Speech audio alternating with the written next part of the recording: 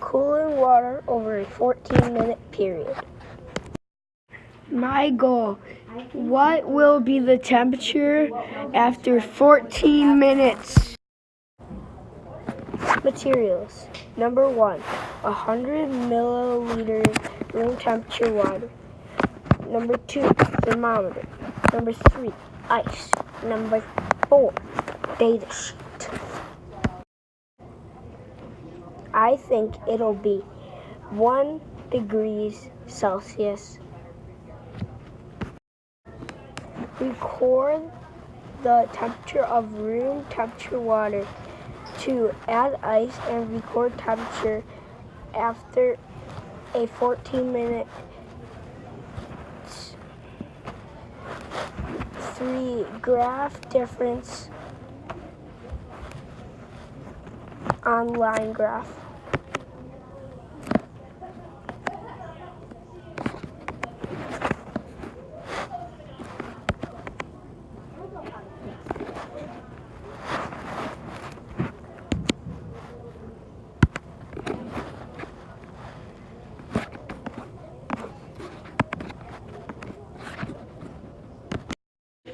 Conclusion.